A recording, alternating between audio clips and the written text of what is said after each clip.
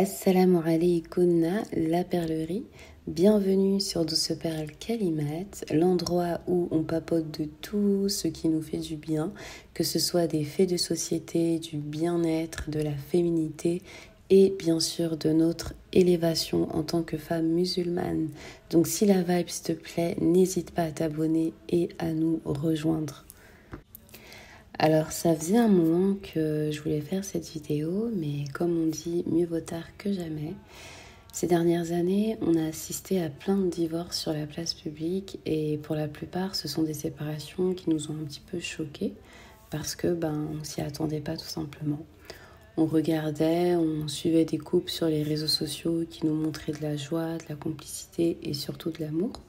Donc à aucun moment on aurait pu penser un jour en une quelconque séparation, puisque tout avait l'air de bien se passer. Et puis un jour, paf, du jour au lendemain, on entend divorce. Et ça nous choque, on comprend pas, on est assez confus. Encore si ça arrivait à un couple d'influenceurs tous les 2 ans, on pourrait comprendre, mais là ça arrive à trop de créateurs de contenu. Et même dans notre entourage personnel, on entend beaucoup trop de séparations. Et du coup, tout naturellement, on se pose la question, on s'interroge de savoir pourquoi est-ce que tout le monde divorce, qu'est-ce qui se passe. Surtout quand on est une femme célibataire, on se pose la question de savoir si le mariage en vaut finalement la peine de nos jours. On a aujourd'hui même des femmes qui renoncent volontairement au mariage pour préserver leur bien-être mental. Et pour moi, il y a plusieurs raisons de l'augmentation des divorces aujourd'hui. Et la première raison, c'est l'indépendance financière des femmes. Et je veux pas trop paraître rétrograde ou arriérée ou anti-féministe, mais la réalité c'est que dès qu'une femme travaille et est indépendante, elle est moins dans la peur de divorcer parce qu'elle sait qu'elle a de quoi subvenir à ses besoins et à ceux de ses enfants. Et vous allez me dire, non mais Fatih, il y a beaucoup de sœurs qui ne travaillent pas mais qui divorcent quand même. Mais ce qu'il faut savoir, c'est que on a plus de facilité à sortir d'un mariage quand on vit en Europe que quand on vit au fin fond du village. Ici, quand tu divorces, t'as l'État qui devient ton pourvoyeur, mais au village, dès que tu divorces, tu deviens un fardeau pour ta famille. Donc tu es obligé de réfléchir à 2 fois avant d'envisager une quelconque séparation. Et puis avant le mariage, pour les femmes, dans le temps, ça leur permettait d'avoir une ascension sociale. Elles avaient plus à gagner d'être mariées que d'être célibataires. Parce qu'avant, il n'y avait pas de... le travail ne s'était pas autant démocratisé chez les femmes qu'aujourd'hui. Et c'est vrai que ça peut paraître machiste, ce que je dis, mais il faut vraiment essayer de bannir cette croyance qui consiste à croire que les femmes d'avant étaient plus heureuses en amour. Beaucoup d'entre elles restaient dans des mariages malheureux par dépendance financière et par peur de devenir un fardeau pour leurs proches. Aujourd'hui, les femmes, elles ont plus d'opportunités professionnelles et elles ont donc la possibilité de quitter un mariage sans avoir peur de la précarité. Donc pour moi, oui, la première raison, si on veut être honnête, c'est l'indépendance des femmes. C'est plus facile de divorcer quand tu as une sécurité financière que quand tu n'en as pas. Et la deuxième raison, donc toujours dans l'indépendance financière de la femme, c'est qu'une femme qui n'a pas d'argent, elle va être beaucoup plus docile et beaucoup plus douce. Pourquoi ? Parce que quand elle aura envie que son mari lui donne de l'argent, elle sait qu'elle va devoir adopter un certain comportement. Elle va devoir être agréable, elle va devoir être taquine, conciliante, parce qu'elle dépend de son chéri pour subvenir à ses besoins. Donc en fait, elle est dominée financièrement et elle n'a pas la liberté de faire ce qu'elle veut quand elle veut parce que au final, elle doit toujours attendre l'approbation de son mari pour accéder à l'argent. Et moi, personnellement, je dépends à 100% de mon mari, donc je n'ai aucun problème avec ça. Et pour vous raconter une petite anecdote, dans le passé, j'avais rencontré une sœur qui avait ouvert son business en ligne. Donc cette sœur-là, elle ne travaillait pas. Et son business est rapidement monté. Donc elle s'est vue gagner du jour au lendemain des sommes assez considérables tels que 30 000 cas, 20 000 cas chaque mois. Et son mari, en voyant ça, il lui a demandé d'arrêter.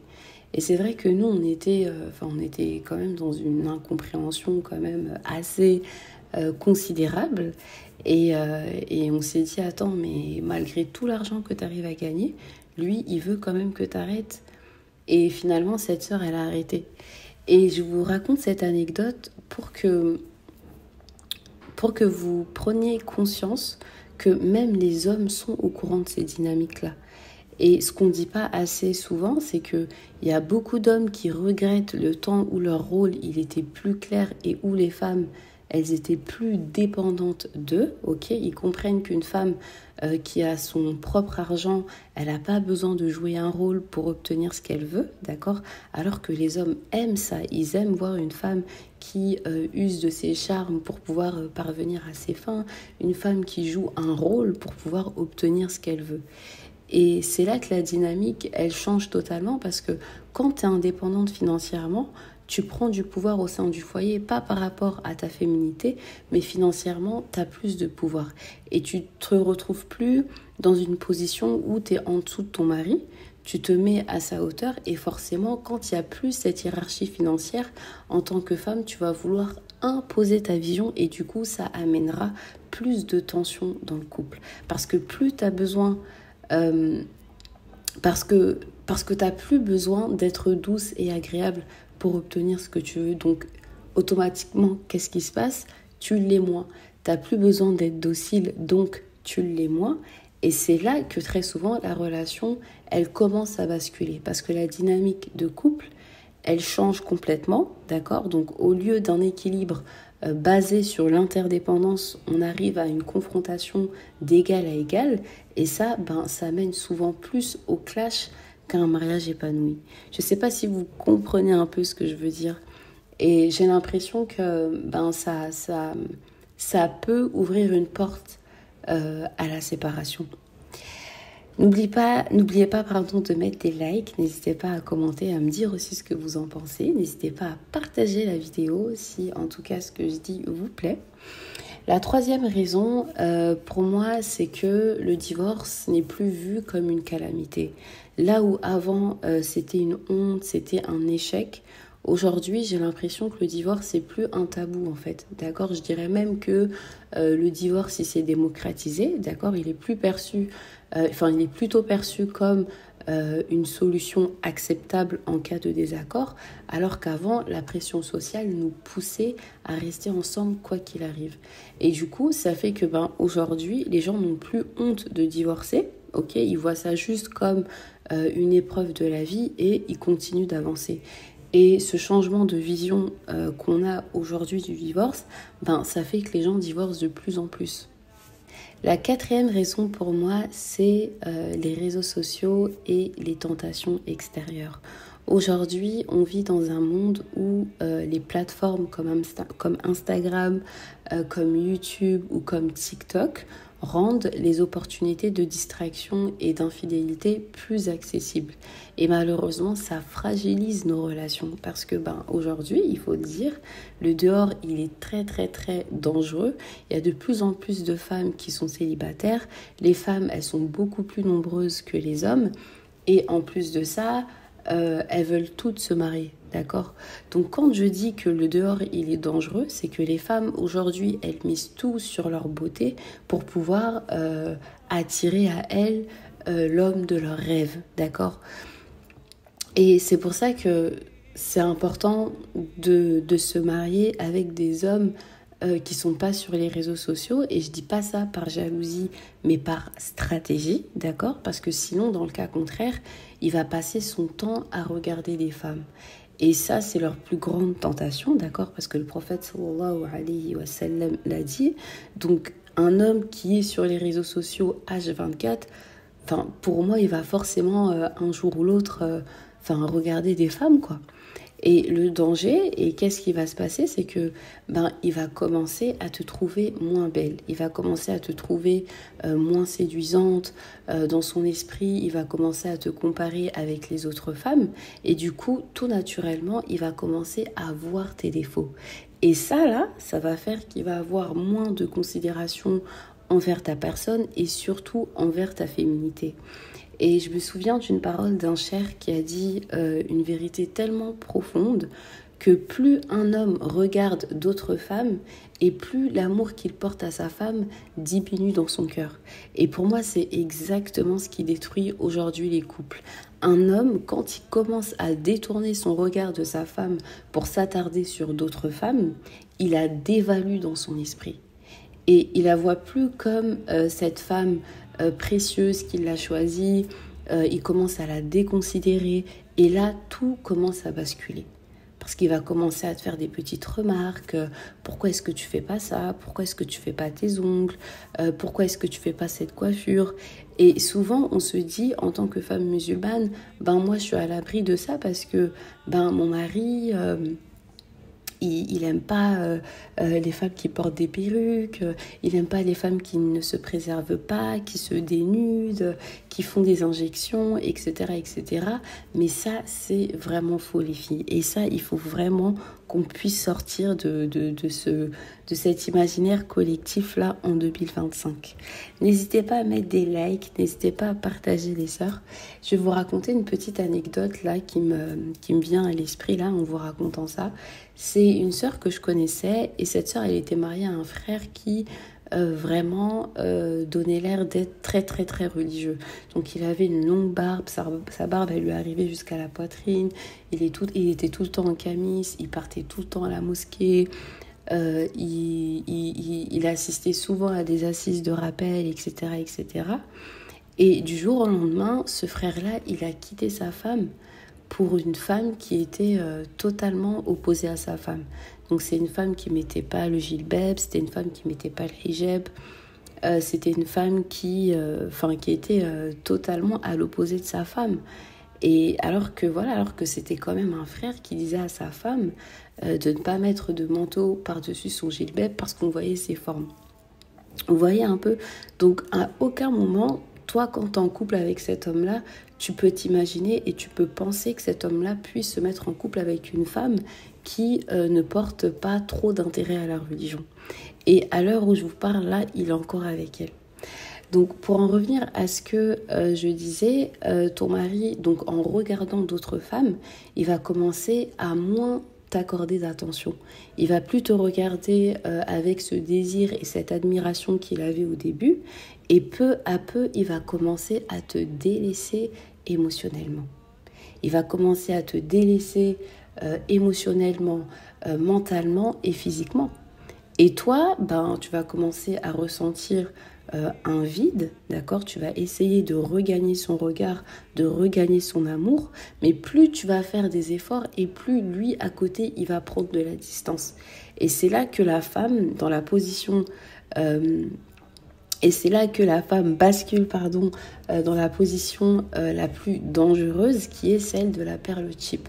Parce qu'au lieu d'être la perle convoitée, tu deviens celle qui quémande de l'attention. Et un homme, quand il sent qu'une femme est dans le besoin affectif, il la méprise. Et ça, c'est leur nature masculine. Allah Azza wa Jal, il les a créés comme ça. On peut pas changer ça si vous voulez.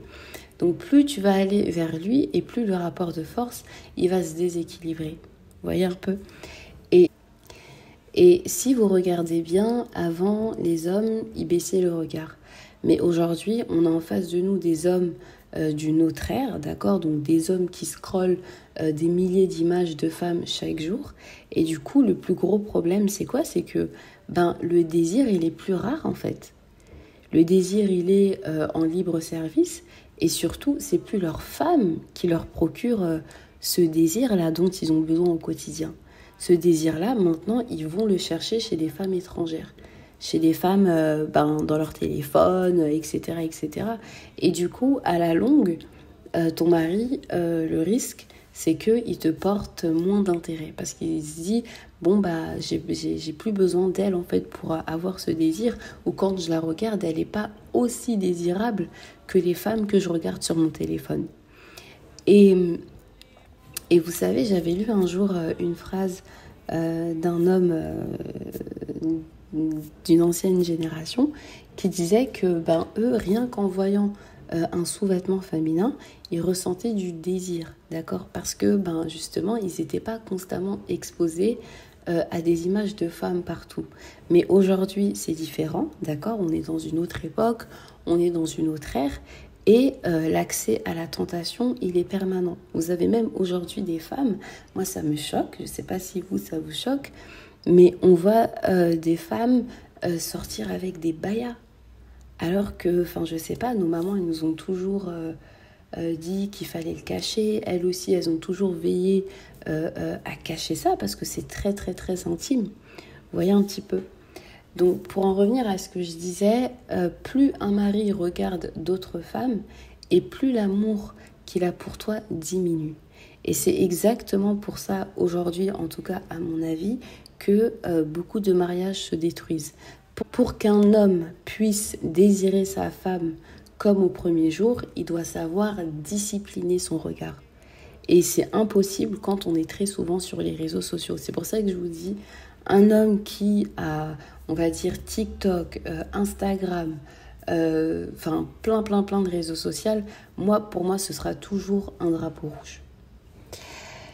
La raison suivante du divorce pour moi, c'est le changement des attentes en amour. Les couples d'aujourd'hui, pour moi, on n'est plus à la recherche d'un mariage qui est basé sur l'amour ou qui est basé sur la compatibilité et sur l'épanouissement personnel, d'accord, que sur juste le fait d'être marié en fait. Et si jamais ces attentes, elles sont plus satisfaites au cours de la relation, on préfère divorcer plutôt que de supporter une relation qui nous procure plus de sensations. Et c'est vrai qu'il y a aussi l'argent, d'accord, qui prend de plus en plus de place, mais finalement, je trouve que c'est très récent parce que il y a 10 ans de ça, il n'y a personne qui avait dans ses critères de mariage un homme riche en fait. Et je trouve que c'est avec les réseaux sociaux et la culture du flex que les femmes ont commencé à l'exiger finalement. La 5e raison de divorce pour moi, c'est l'égoïsme et l'individualisme des hommes. Et écoutez bien ce que je vais vous dire les filles. Aujourd'hui, on vit dans une époque où tout tourne autour du bonheur des hommes. Donc leur épanouissement personnel, il passe avant tout. Et nous, les femmes, j'ai l'impression qu'on doit sans cesse s'adapter, mais souvent on oublie à quel prix. Et quand on regarde autour de nous, on voit qu'il y a des femmes, pourtant je trouve qu'on est dans une époque qui a jamais été aussi féministe qu'aujourd'hui, mais quand on regarde autour de nous, il y a des femmes qui mettent leur vie en danger en faisant des BBL, juste pour plaire aux hommes. Il y en a d'autres qui se dépigmentent la peau pour correspondre à leurs standards. Et il y en a certaines qui sont prêtes à avaler n'importe quoi sous prétexte que c'est un secret de femme pour les rendre fous sexuellement. Pour rendre en tout cas fou sexuellement son chéri. Mais je me dis dans tout ça, mais à quel moment on pense à nous en fait ? Même dans l'intimité, au lieu de se demander est-ce que moi je ressens du plaisir, on est conditionné à ne penser qu'à l'homme, d'accord, qu'il soit satisfait, qu'il soit heureux.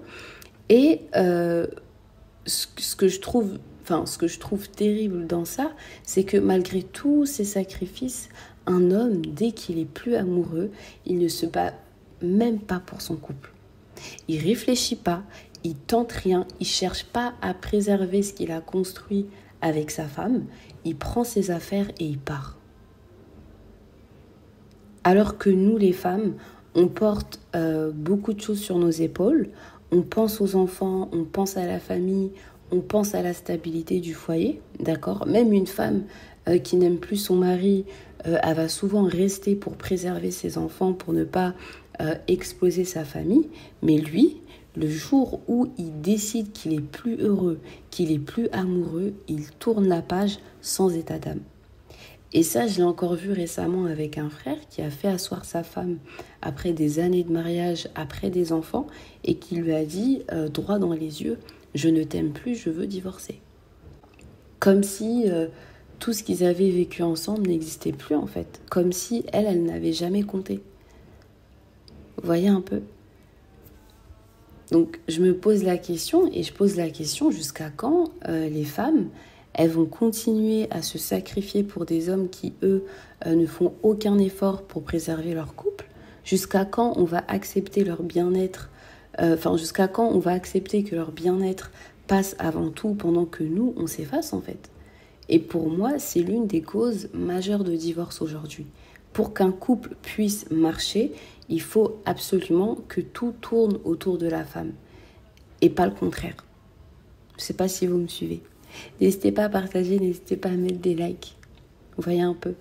Donc il y a aussi d'autres raisons, mais la vidéo va être beaucoup trop longue sinon. Et comme je vous l'ai dit, on va bientôt ouvrir un club qu'entre femmes, Inch'Allah, et on pourra aller encore plus en profondeur. Et je finirai par dire ces mots, aucune femme ne devrait avoir peur du divorce. Et c'est pas parce que tu as divorcé que tu vaux moins que les autres femmes, ok, et que ta vie elle est fichue. Si tu as décidé de divorcer, c'est parce que tu étais dans une relation qui te détruisait. C'est simplement que tu as fait preuve de courage en fait. Parce que dis-toi que si dans ton mariage actuel, ton mari, il te considère pas alors que tu es jeune, alors que tu es belle, alors que tu es fraîche, et que tu es dans le summum justement de ton capital beauté, c'est pas arrivé à 60 ans que ton mari il va commencer à prendre soin de toi.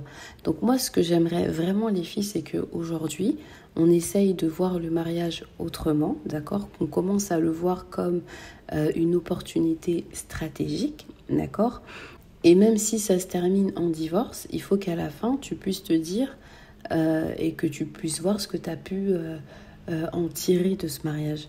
En gros, ce que je veux dire, d'accord, c'est que quand tu sors de ce mariage, il faut pas que tu en ressortes bredouille, d'accord. Il faut qu'il y ait quelque chose que tu aies pu gagner au moins dans cette relation-là.